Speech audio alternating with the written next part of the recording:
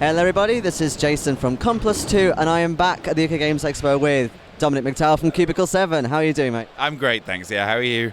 Yeah, very good, thank you. Yeah, are you surviving the Saturday trade hall? Yes, pretty much so far. There's still some time to go though, so no promises. But yeah, of course. Okay, so mainly going to talk about Warhammer today. Now, of course, Warhammer 4th Ed's come out. We've got a few supplements as well.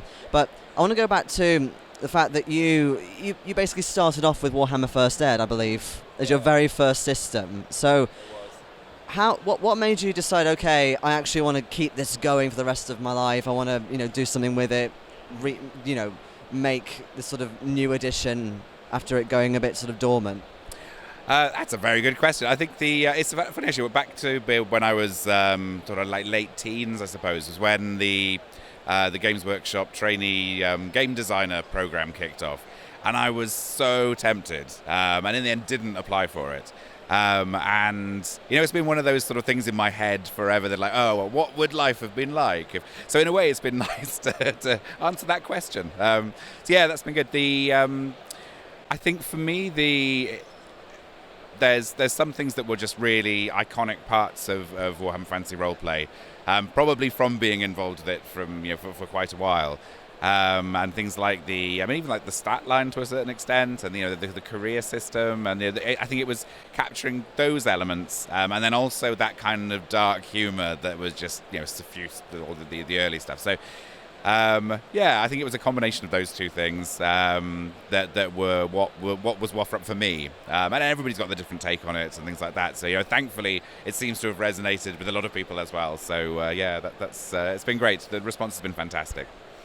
And with the Age of Sigmar, I know that you've got your own sort of separate sort of supplements for that are not to do with this book. But I know that there's been a little bit of controversy with Age of Sigmar. Some people love it, some people hate it. So in the end, you've obviously gone, okay, we're strictly talking first, second ed. What got you to decide that rather than maybe pulling it all together in the same pot? I think that they're very different settings. There's a very different feel, and I think I tend to approach game mechanics from a theme side of things. So very much trying to find out what is it about that theme, what kind of rule system is going to best reflect it, what's going to feel right, and it's a bit of a gut feel on it, really. I think with Age of Sigmar is interesting. I think that there's what they say with change management and things like that. With change, there's basically when there's a big change, a lot of people go through a grief reaction, and I think we've seen some of that perhaps. But the best thing is that you don't have to choose. It's you can carry on with the whichever one you want to be playing with. I mean, for me, I love them both. Age of Sigmar, the scope of it is amazing, and there's just so many elements that some of them are just really out there. That they're fantastically imaginative, and it's like limitless potential. It's awesome. Now, Warhammer, as you know, it's quite a brutal system. Obviously, there's a lot of old school sort of reminiscences in there. So people maybe who've just played things like 5e, maybe even Cthulhu, they're not familiar with the brutality, all the crit tables, that kind of thing. So in terms of things like, race, career, etc., because of course there is the career system in Warhammer, which I personally absolutely love compared to, say, classes. If you've got somebody who's brand new to Warhammer and they've just seen your new product, oh, okay, that looks pretty good, but it's a bit different from what I'm used to. What kind of career, what kind of path would you recommend they take? I know there's a bit of randomization in the character genre, but what would you recommend?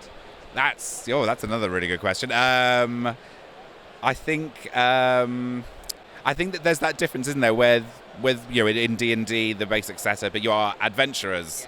And that kind of exists in its own kind of logic and bubble. Where I think with Warhammer, you are more embedded in the real world of the setting, in the actual day-to-day life. So I think have a think about what you'd picture yourself doing in that kind of medieval, nasty world. I think my favourite, I tended to start as a bounty hunter, I think, because it gave you that kind of reason to engage with the world and keep your eyes and ears open. That was a good one. Road Wardens are good as well. They're sort of like you can have that reason to travel, and really just what would you see yourself being in that kind of environment? Yeah, I quite like the more mundane jobs as well, like barber, rat catcher kind of sticks out as well. Yeah, definitely. Although I worry if people can see themselves as the rat catcher. That's. I know. All right, so you've done some tweaks as well to the system, like put a bit of enhancement in there. So we've had fate and fortune points from the old system, and now we've got resilience and resolution, or resolve. So how does that work? What do those extra stats do? So I think it was trying to split things up so that you had some things that would give you that, like with the fate points in previous editions that were kind of get out of death free cards. And with such a gritty, brutal system, I think it's important to have some things like that in there, because you don't want to just have somebody wiped out for a silly mistake. Or then with some of the things that we've introduced as well have more. What's the word? Things like the advantage system in combat. So one of the problems you can have with the D100 system is there's just like a lot of failure built into it. So there's nothing more boring than just having a combat where somebody swings and misses, the other person swings and misses, and it just goes on and on. So it's now an opposed roll, so somebody always gets something out of a round of combat. So at the very least, you'll get the advantage, and you get an advantage token, which gives you +10 on your next roll. And that's cumulative throughout. I mean, it speeds up. I mean, when we started playtesting it, it was just absolutely amazing. Just the pace it gave the combats, and that feeling of being on a roll and you were winning and you were winning and you were winning. As soon as you take a win, there's a couple of things that affect that and wipe out your advantage. So you go from win, and then suddenly, I don't know, somebody throws a pebble that hits you on the head and breaks your being on a roll. And you're back to scratch completely. So and now, of course, with that comes the possibility that the bad guys are on that roll. So we wanted something that was going to help you to interrupt that as well. So again, there's a couple of things you can do, but one of those is the resilience. So yeah, so they have different roles. Is the short answer there. So just breaks it up a little bit and gives a little bit more granularity to that system. Cool. And in terms of your new module book, so Rough Nights, Hard Days, what is your favourite of those adventures and why? I just love the bar games. I think there's so much to love in it. I love the Three Feathers. That's one of those eternal ones, isn't it? I think that's that's really good. And just those surprising moments. I don't want to spoil it for everybody, but there's great moments there. Just the way that it's structured is awesome. The bar games are great fun. Great. Well, thanks very much for the interview, Dom. Thank you. And we'll see you again. Yeah, see you next time. Thank you. Hi there, I'm Dominic McDowell from Cubicle 7. Please donate to the Butterfly Project.